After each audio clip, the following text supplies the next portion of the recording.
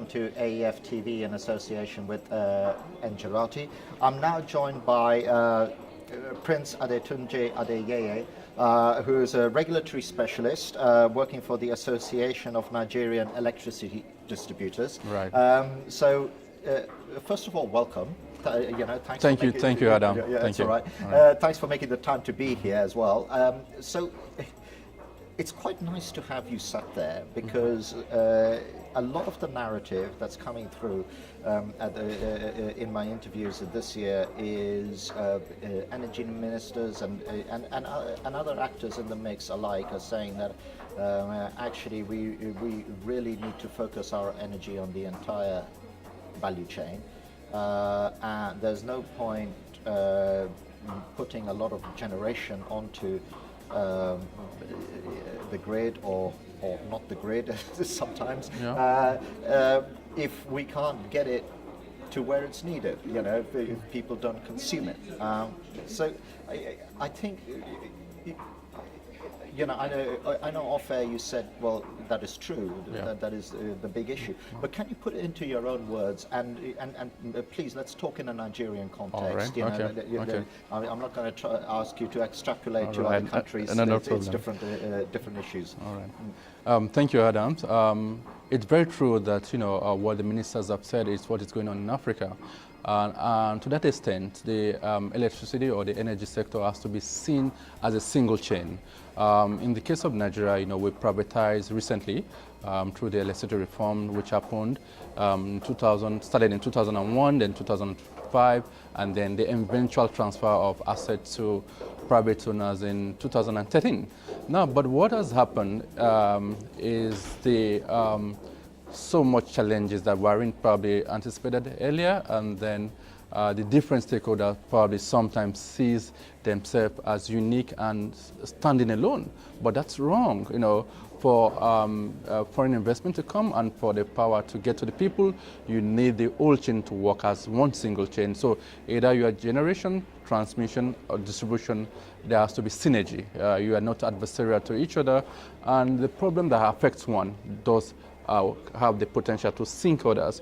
And to the context of Nigeria, there's so much that was anticipated at the eve of the reforms and privatization that has now become a mixed bag. One of those will be regulatory, inconsistency. Some of that would be also the politicization of the energy sector in terms of government interfering and not being bold enough to give cost-reflective tariff, to give all the stakeholders the required assurance of the revenue recoupment. So until that happens, we'll continue to have that challenge, and that's why I agree with the ministers that now it's about time now that we get all our acts together to take a deep look at regulatory frameworks, the conceptualizing of the risk alignment in all the value chain. So each stakeholder in the value chain then is burdened with the proper risk. So for risks that has to do with foreign exchange that affect generation companies and distribution companies bear by government, for the security and stabilization of the gas pipeline, for those who are using gas, that is assumed also by the proper body that is empowered to do it. You have to worry about a cost-reflective tariff for the sector, because if you are afraid to give cost-reflective tariff in the sector, then I don't see how foreign investors will want to come, because they don't see a path to recover Well, you create another problem, don't you? Because you've got you then get an issue where you've got independent power producers, right, who as part of their agreement get get a guaranteed price for the generation. Right. So they've got a guarantee offtake price. Right. But if you don't have cost-reflective tariff, the entity that gets squeezed in the middle is the utility, because they're having to buy at this price. Yes. They can't ever hope to sell it. Absolutely. So they become bankrupt entities, exactly. And it's a vicious circle, because we then have the issue of you know, and at the same time, if you put so much more generation on, you need to strengthen the grid. Absolutely. You need to invest in it. Yeah, and who's going to invest in a bankrupt entity? You know, right. it's a big issue. You know, how do you feel that can be solved? Okay. You know, Okay. Okay. In the Nigerian context, we, as Association of Electricity Distributors, we've made a number of proposals, and we are happy to keep making these proposals. We've made this proposal to the IFC's meeting that we had. We've made this proposal to the World Bank group that is working with the Nigerian government in terms of the World Bank Power Sector Recovery Plan for Nigeria. And these are the proposals that we've made. You know, in Nigeria context, generation and distribution are completely privatized. Right. However, transmission is fully government-owned. And to that extent, so the picture that you paint, even when it generates and you don't have the willing capacity or adequate capacity in transmission, then you have stranded, you know, capacity and energy. So we made the proposal to IFC, World Bank, Nigerian government that, look, you need to look at transmission. You have to increase the capacity, you have to increase the budget, you have to increase the ability to do expansion network to be able to sustain and will the energy that's going to be generated. And we also say for a smooth, you know, operation of the market, tariff is central. So if you have, you know, bilateral contracts with, you know, bulk buyer and, you know, different generation companies, and you don't have a cost-reflective tariff that is meant to be recouped by the distribution and remit upstream, it's you know, like a disaster waiting to happen, because what happens, we then begin to build shortfalls in the market. Yes. And then it comes to a point that the shortfall will just balloon up. Yes. So there's no way to it. If you don't want to give cost-reflective tariff, then you must do the second thing. You must either subsidize the electricity market, the value chain. You can subsidize the cost of gas. You can subsidize the procurement of gas. You can even give, electricity fund so people can afford it. But somehow you have to be able to take care of the shortfall if you're serious as a nation and if you're serious as about the power sector. I would think that's the only way it can work. Do you not also think that you know, sometimes I get what you're saying about subsidization, but also that subsidization needs to come with a roadmap. Oh, you know? absolutely. So yeah. you say that, Yeah. okay, right, okay, you know, right now, you know, if this is the maximum price you want to put on the final consumer, Right.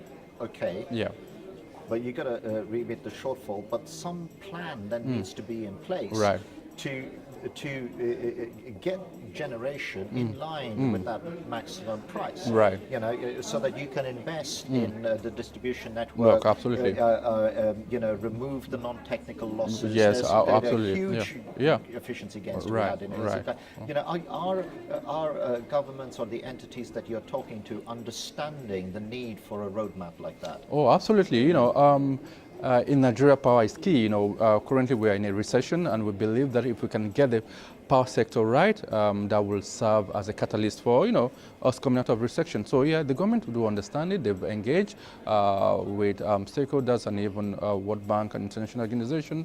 And the World Bank Power Sector Recovery Plan do actually address some of these concerns. So yeah, they do, because they understand that for us to have effective, you know, power sector in Nigeria, all the constraints from across the chain has to be looked at, and they have. So we are hoping that the World Bank Power Recovery Plan is implemented, that it works. It will actually, you know, take care of these, you know, issues. Yes, because like you say, you know, the distribution are suffering a lot, and then no matter the investment in generation or transmission, if the downstream distribution is not made whole, then, you know, you have that kind of scenario that you display. So we have to, you know, work on ACC and sea loss reduction. We have to, you know, do infrastructure expansion. We have to do metering. We have to do all of that. And we feel that the way to do that is when we have a pathway in terms of tariff that allows us to bring more investment in to be able to look after this, because you see, otherwise nobody wants to put in money when they don't see a pathway or path to get back that money. And so, you know, we're very confident that they do. It's understandable, and I'm just conscious of time. I want to make sure that we stick to our allocated slot. But Right. how important do you think it also is? Because one of the other things that I've heard time and time again is that this energy roadmap needs Right. to be depoliticized. Oh, absolutely. You know, Absolutely. it can't change every time a Yeah, new absolutely. regime comes Yeah. in as well. Yeah. Where is Nigeria on that journey? Oh, good. That's a very interesting one. Well, let me say without really. I don't want you to perjure yourself. Yes, yeah, exactly. Without having to put myself on the spotlight, the Nigerian experience has been a learning curve, Right. for all the stakeholders. So for government, for the regulators, for even all the private people that bought over this asset, we've been learning in the past 3 years, and then we've learned quickly. So there are certain things that we've identified, and that we think going forward, it's going to be a success story. So our regulator is becoming now independent, very independent-minded in terms of the regulation, in terms of how they want to guide the industry, because they realize now that the industry, it's essential for them to midwife. At this stage, it's still very early in Nigerian electricity reform, so it's not really a very grown-up child now. It's still a baby, so they understand that now that to midwife it. So they are using the right approach of regulation and governance. So we think going forward with the kind of signal we're getting in terms of tariff, in terms of even regulations of all our operations, in terms of the market settlement issues, in terms of the shortfall, in terms of even the legacy debt, the way they are addressing some of the proposals they're putting forward is giving us hope and confidence that we can get it right in Nigeria. Yeah. And then, on that optimistic note, Right. we will end our interview here. I'm Thank sorry you, we've Adam. come to the end Thank you, of Adam. time. You're Okay. welcome. And great to have you joining us, and Right. thank you as well for watching. Thank you too. Okay. Okay. Thank you.